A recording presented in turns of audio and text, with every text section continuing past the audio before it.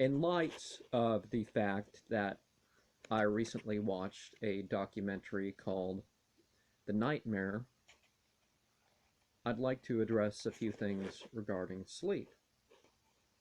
And one of these things regarding sleep is there's a lot of weird stuff in there, and the state in between going to sleep, and a lot of what might make it bad for you is trying to fight it. There's lights and sounds and feelings that are of such an intensity that's like, no, no.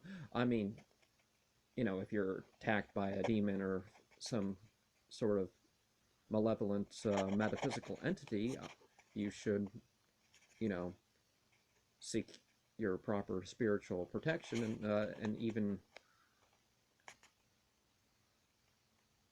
improper tends to be better than nothing as far as what one hears of reports. Um, but as all things worth doing are worth doing in the name of God, at the very least, a spiritual practice of that, would make your sleep a devotion. And since the average person is supposed to be sleeping a third of their life, what an easier way to make your life spiritual or religious or whatever you prefer to call it. Um, Herbs like eucalyptus, menthol, camphor, and other such things that would help a person to breathe or to have respiratory comfort in the night would be good, particularly for people with allergies. They would usually sleep better or even dream better. Of course, there are certain things. Menthol has its risk, and if it's not, particularly when consumed, so you know, and things that would help the eye,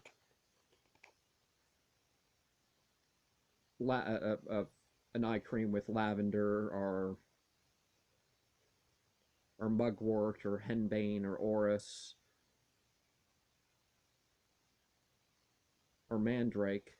Of course, figure out your allergies. Just and don't do the thing you hear about witches. You put a whole bottle. That's some stuff works differently in small doses as it does in large doses. You don't want to kill yourself with a bunch of henbane because you're trying to hallucinate or something. But comforting your eye would be of a beneficial nature, more than just an ointment that helps with dryness of the eyelid or an eye drop or something. I personally, these two books here, the Quran and this collection of Purification of the Muslim, if I only had two books, I would, I could get by on these instead of the hundreds that I have around here. I'm not going to be terribly sourced with all this, but some find it best to pick,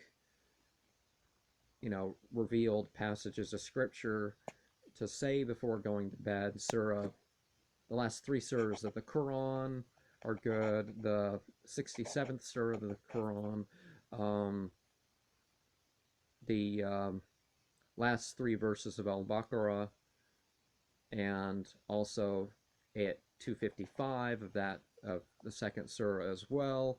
There are other formulas if you have particular issues. Some prefer, in your name, all divinity, I die and live. Some prefer to switch it around, I live and die.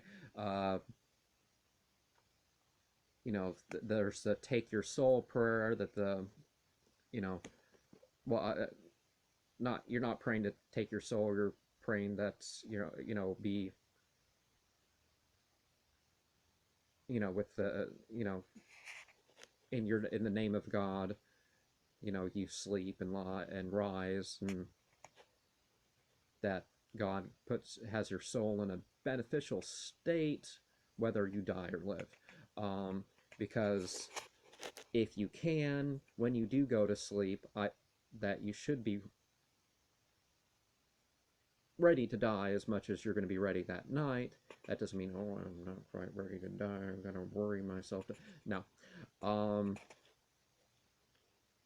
it also helps to be going to sleep about 20 minutes before you know you're going to need to go to sleep, because a lot of people that's not going to work.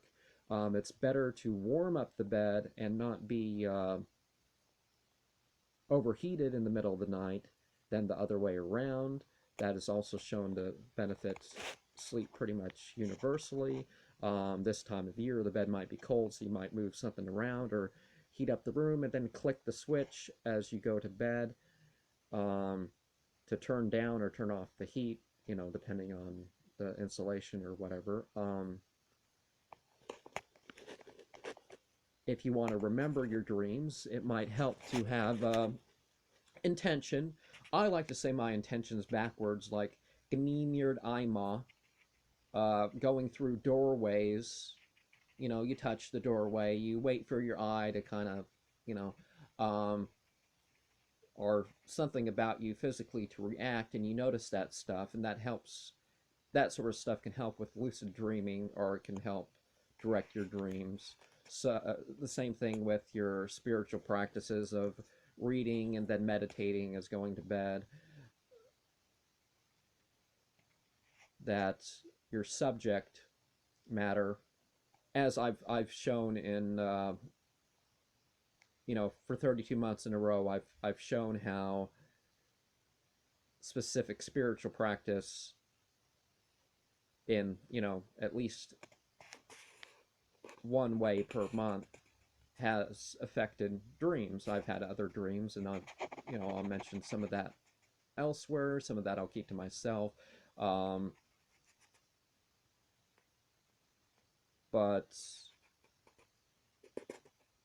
another thing that would help direct your dream the way that you want, the body has over 50 opioids throughout itself, and you look at the charts of the chakra systems, or you look at the actual glands or something where you want to direct the sound and the vibration to create the certain feelings, and singing in such a way that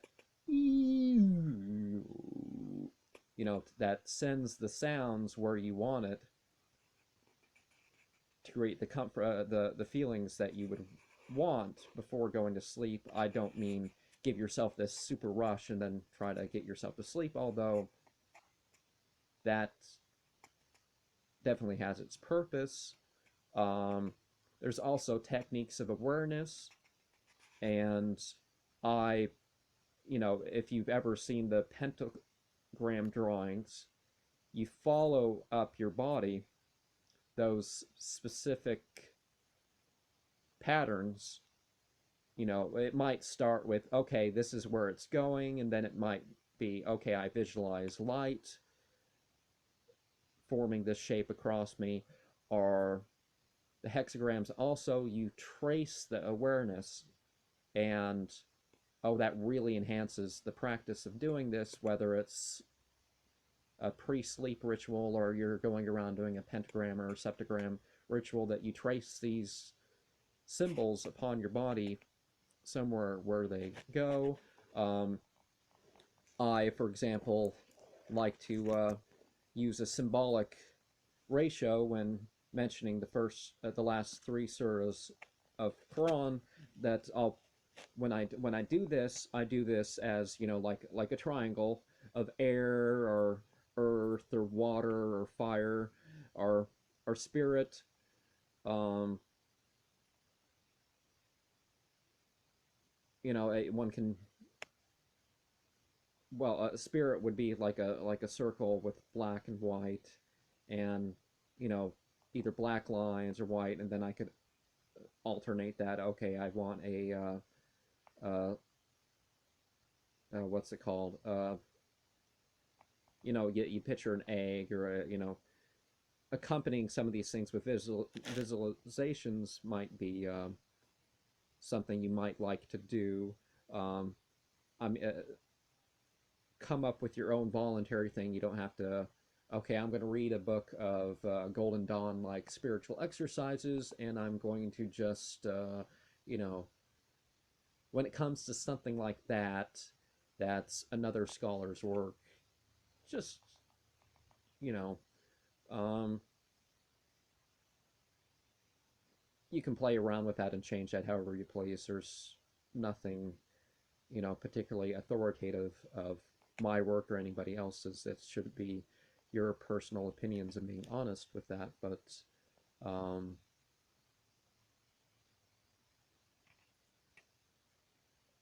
and not fighting your unusual experiences and